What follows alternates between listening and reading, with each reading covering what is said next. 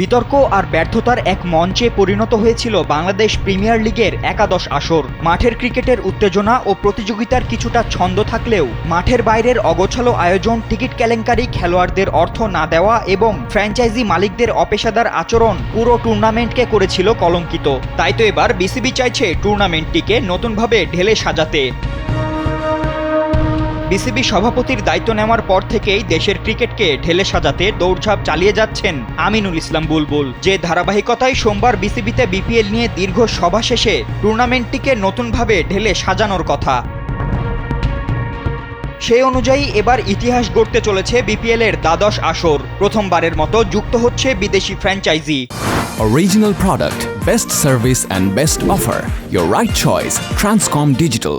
এজন্য আন্তর্জাতিক sports management কোম্পানির সহায়তায় তৈরি হচ্ছে নতুন অর্থনৈতিক ও বাণিজ্যিক মডেল। সবকিছু ঠিক থাকলে এবং সুনির্দিষ্ট মান পূরণ করলেই মিলবে দুয়ে দুয়ে চারের পরিসংখ্যান। সেই সঙ্গে পরিকল্পনা নেওয়া হয়েছে 5 বছরের জন্য ফ্র্যাঞ্চাইজি বরাদ্দ দেওয়ারও।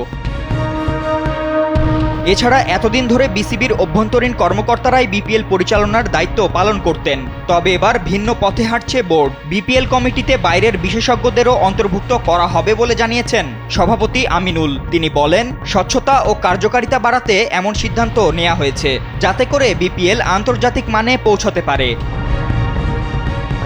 শুধুই কি তাই, আলোচনা হয়েছে নতুন ভেন্যু অন্তর্ভুক্তির বিষয়েও। জানানো হয়েছে 1-2টি নতুন মাঠকে বিপিএল এর ভেন্যু হিসেবে অন্তর্ভুক্ত করার পরিকল্পনা রয়েছে। পূর্বাচলের 2টি মাঠ আপগ্রেড করা হবে, সেই সঙ্গে হাই পারফরম্যান্স সেন্টার গড়ারও প্রস্তুতি রয়েছে। সব মিলিয়ে বিপিএলকে আরও পেশাদার, আকর্ষণীয় ও আন্তর্জাতিক মানের একটি লিগে পরিণত করতে দৃঢ় প্রতিজ্ঞ বিসিবি। এবারের বিপিএল শুধু মাঠে নয়, মাঠের বাইরেও নতুন অধ্যায়ের সূচনা করতে যাচ্ছে, এমনটি আভাস মিলছে বিসিবি সভাপতির কথায়। ফাতেন ইশরাক, কালবেলা।